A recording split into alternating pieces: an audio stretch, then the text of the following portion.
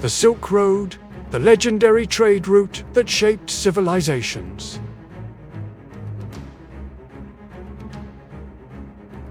The Silk Road is the stuff of legends. It conjures images of exotic bazaars filled with treasures from the distant East. We hear about it in relation to Marco Polo's adventures or the infamous war between Rome and Carthage. And we may assume that it's just another piece of history.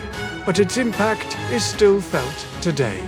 In fact, some say that the pandemic was caused by goods being shipped along the Silk Road. Whether or not that is true doesn't matter, because the trade route did play a vital role in the spread of diseases throughout history. And when it comes to that, the Silk Road wasn't even the worst culprit. You'll find out more about that later on. First though, let's take a look at what the Silk Road actually was. Despite its name, the Silk Road wasn't just one road.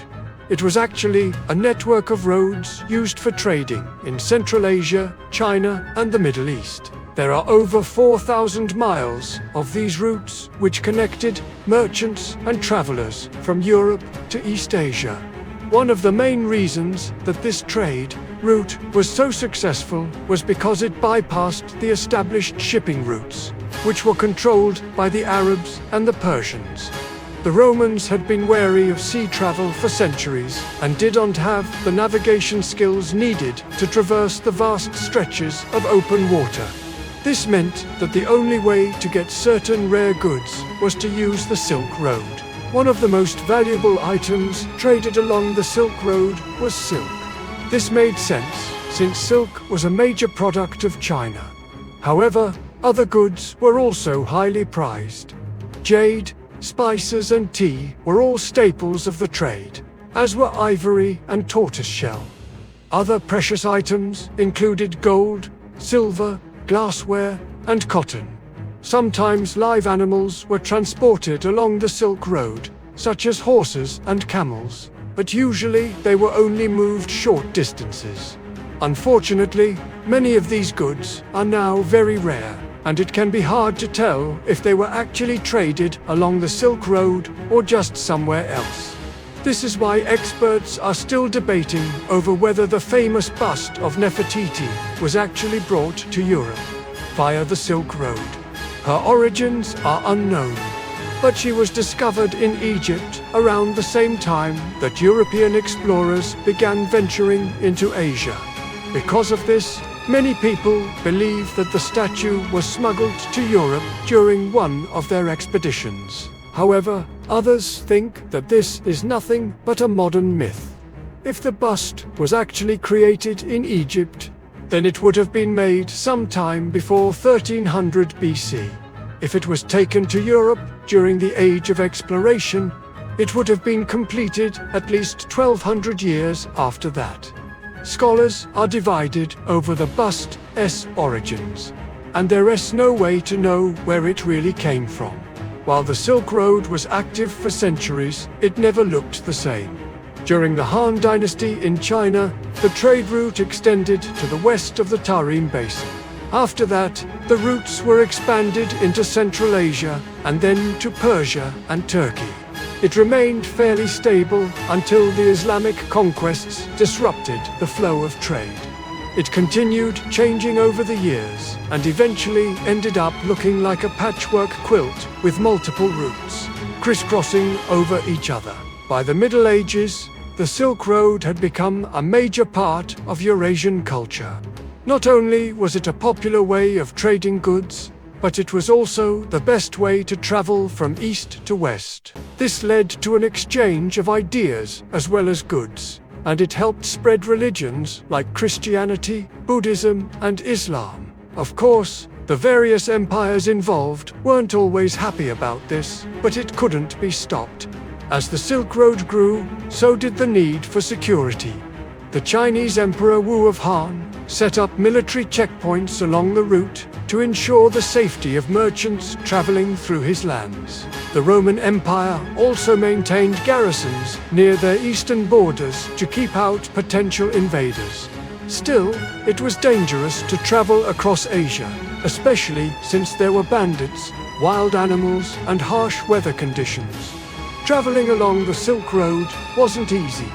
Most merchants traveled on foot or by horse, and it could take weeks or even months to reach your destination. There were also very few places to stop along the way, and the travelers usually had to carry all of their supplies with them. It was a dangerous journey, but the rewards were often worth it. For many merchants, the Silk Road was the only way to make a living. They carried their wares from city to city, selling them to the highest bidder.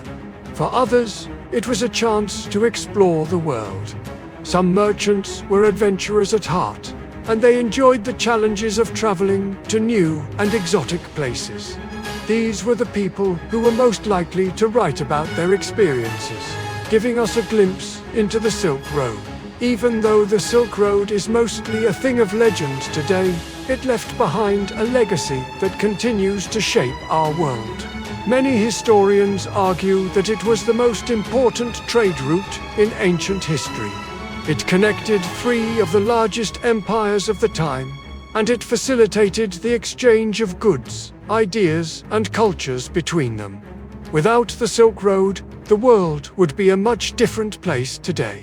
But, unfortunately, the Silk Road wasn't the only way that diseases spread in ancient times. Let's take a look at a couple of examples of deadly plagues that affected entire civilizations. First, we'll start with the Antonine Plague.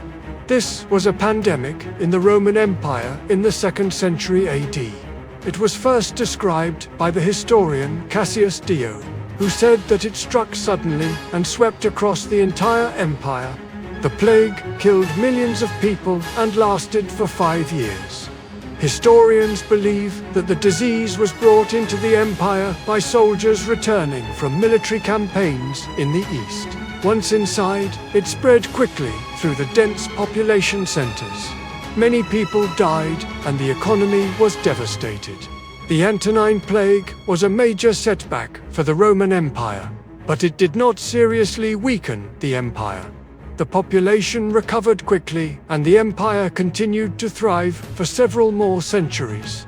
However, the next plague would prove much more devastating. The Black Death arrived in Europe in 1346 and quickly spread across the continent. It is believed that the disease was brought to Europe by fleas on rats that traveled on ships from Asia. The Black Death killed millions of people and lasted for several years. Unlike the Antonine Plague, the Black Death had a devastating impact on European society. The population was greatly reduced and the economy was in sharp decline. The Black Death also had a profound effect on religion and culture in Europe. Many people turned to the church for help, but the clergy was unable to offer any real relief.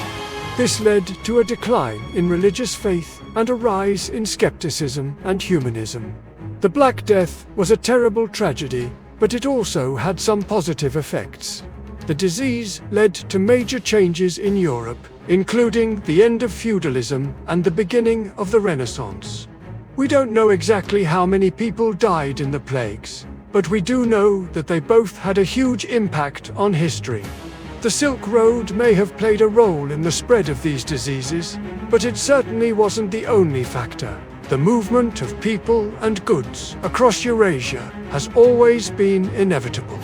Even today, we rely on global trade routes to bring us the goods we need and want. But with that comes the risk of spreading disease. We saw that firsthand with the COVID-19 pandemic. When the virus first emerged in China, it quickly spread to other parts of the world through trade routes. This is why it's so important to be aware of the risks of global trade and to take steps to prevent the spread of disease. We may not be able to stop diseases from spreading along trade routes, but we can take steps to minimize the impact. By working together, we can protect ourselves and our communities from the worst effects of pandemics. Now that you know all about the Silk Road,